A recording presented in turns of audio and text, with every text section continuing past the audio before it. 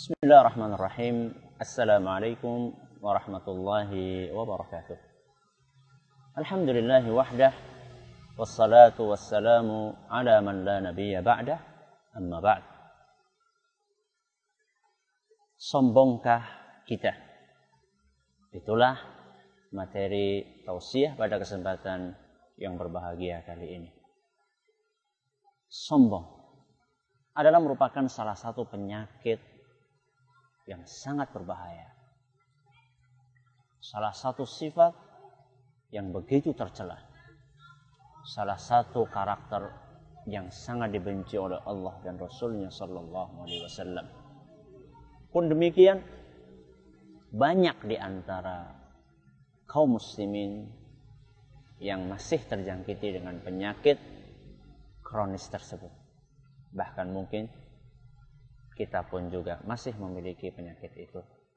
Semoga tausiah singkat pada kesempatan kali ini bisa menyadarkan kita tentang bahaya penyakit sombong. Banyak ayat dan hadis Nabi Sallallahu Alaihi Wasallam yang menjelaskan bahaya dari penyakit sombong.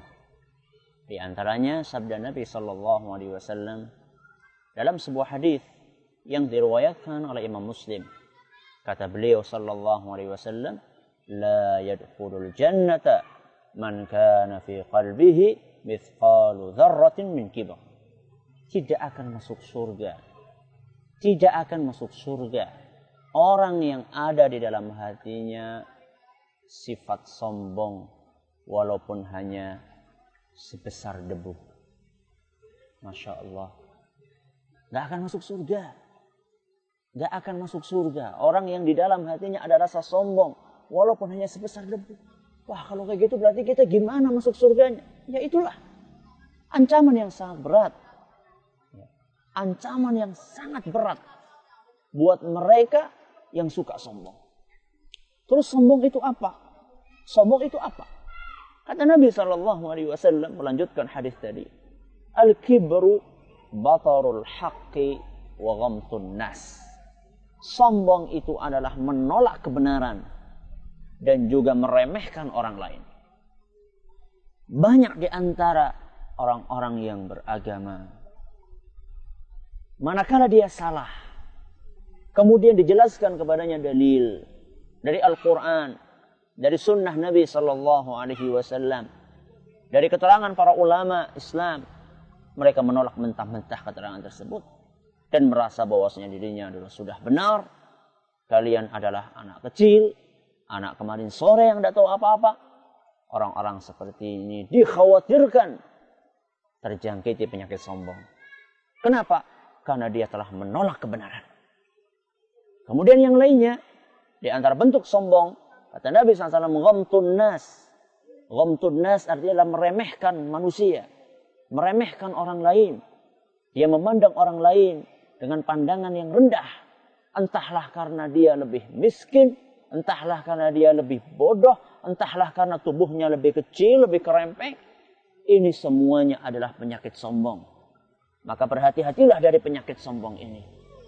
Jangan sampai karena kita lebih pintar kemudian kita memandang orang lain yang mungkin IQ-nya di bawah kita, kita pandang rendah. Jangan sampai karena kekayaan kita, karena kita melihat orang-orang yang miskin, kemudian kita pandang mereka sebelah mata. Jangan sampai karena kedudukan kita yang tinggi, melihat orang yang rakyat jelata, kita pandang mereka remeh. Jangan. Kenapa? Karena kita tidak pantas untuk sombong. Mengapa tidak pantas?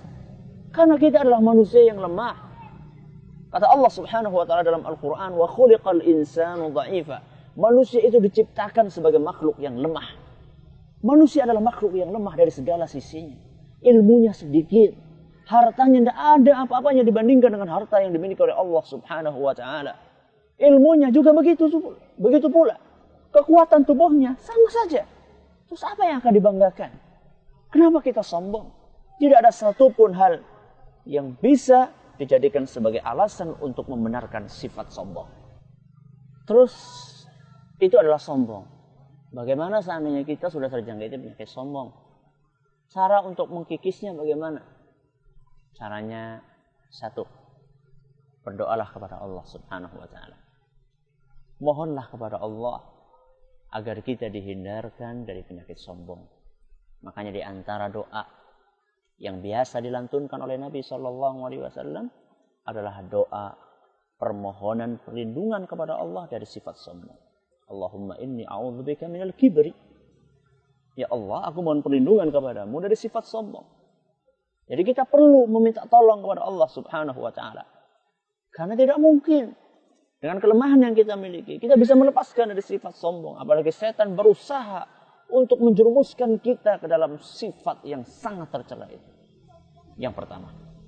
Yang kedua, banyak-banyaklah merenung dengan kekurangan yang kita miliki. Kalau kita sombong karena ilmu kita, seberapa ilmu kita dibandingkan ilmu Allah Subhanahu wa taala? Kalau kita sombong karena harta kita, seberapa harta yang kita miliki? Dan banyak pula harta itu adalah harta warisan dari orang tua kita. Karena orang tua kita kaya, maka akhirnya kita kaya. Kalaupun itu hasil kerja kita, itu pun juga tidak lepas dari bantuan Allah Subhanahu wa taala. Kalau Allah tidak membantu, tidak mungkin kita akan mendapatkan kekayaan. Kalau kita sombong karena apa lagi? Karena tubuh yang kuat. Seberapa sih kuatnya tubuh kita? Paling digigit nyamuk bisa mati. Ya. Nyamuk pembawa penyakit yang sangat berbahaya. Ya. Jadi ini yang kedua, renungilah. Kita sombong karena apa? Kemudian yang ketiga, bertemanlah dengan orang-orang yang memiliki sifat rendah hati. Karena apa? Karena insya Allah manakala kita berteman dengan orang yang rendah hati, kita akan tertular dengan sifat yang positif tersebut. Tapi kebalikannya, manakala kita sering bergaul dengan orang-orang yang sombong, maka mau tidak mau, kita pun akan kecipratan, ketularan sedikit atau banyak dari sifat sombong yang dia miliki. Makanya ulama mengatakan, su'ul khuluqi yu'di. Su'ul khuluqi yu'di. Akhlak yang buruk itu menular, seperti penyakit itu menular. Semoga Allah Subhanahu wa taala berkenan untuk menghindarkan kita dari sifat sombong dan mengaruniakan kepada kita sifat rendah hati. Terima kasih atas perhatiannya. Mohon maaf atas kekurangannya. Kita tutup. Subhanakallahumma wa bihamdika asyhadu an la ilaha illa anta astaghfiruka wa atubu ilaik. Wassalamualaikum warahmatullahi wabarakatuh.